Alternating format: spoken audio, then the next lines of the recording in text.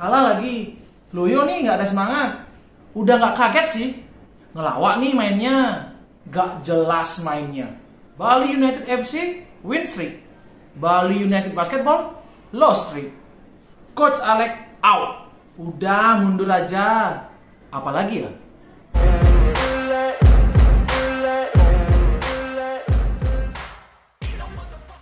Kembali lagi di WM Sport Channel dan tentunya kita di Ngobrol Basket. Dan hari ini kita akan nge-review game antara Bali United Basketball berhadapan dengan Dewa United yang kemarin sudah berlangsung. Gak banyak sih yang bisa kita obrolin karena ya lagi-lagi Bali United itu harus kalah dengan skor 61-66 dan ini merupakan kekalahan ke-7 beruntun miliknya Bali United Basketball. Gak nambah lagi jadi 8. Masalah-masalah masih seperti biasa menghantui para pemain Bali United Basketball mulai dari akurasi, lalu defense, rebound, ya seperti itulah. Emang sih akhir-akhir ini Bali United Basketball itu bermainnya up and down.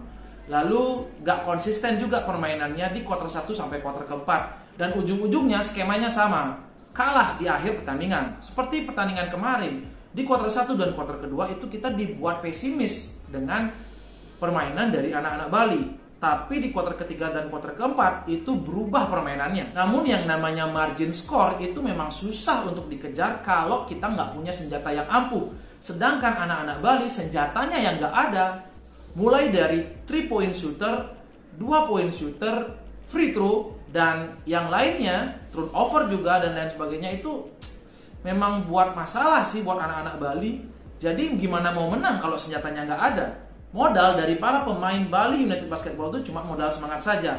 Dan itu nggak cukup buat tim ini bisa menang. Karena bisa kita lihat sebenarnya kesempatannya itu selalu ada. Banyak banget kesempatan yang dimiliki oleh pemain Bali United. Itu bisa kita lihat dari attempt-nya lebih dominan ketimbang Dewa United. Namun yang jadi konversi poin ya memang sedikit.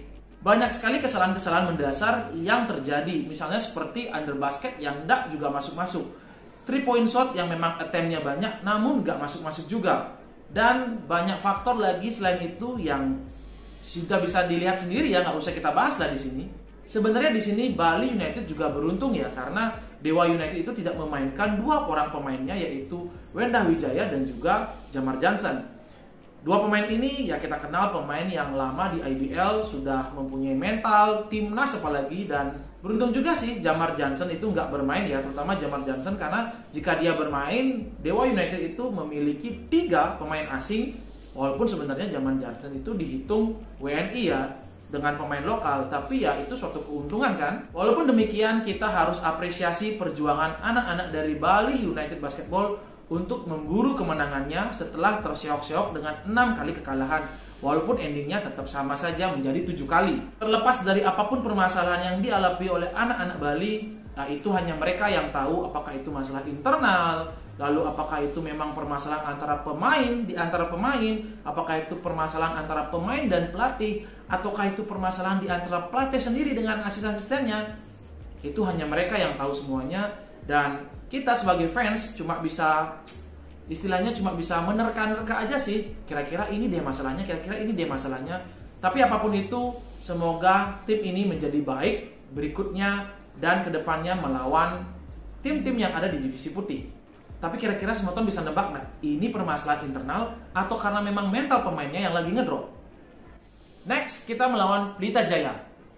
Berat sih sebenarnya, berat banget nih perjuangan dari Bali United Basketball. Ya, tapi kita harus tetap optimis. Semoga saja something can be happen dan Bali United bisa memutus rekornya dari 7 kali menjadi menang kembali atau mungkin menjadi 8 kali kekalahan beruntun.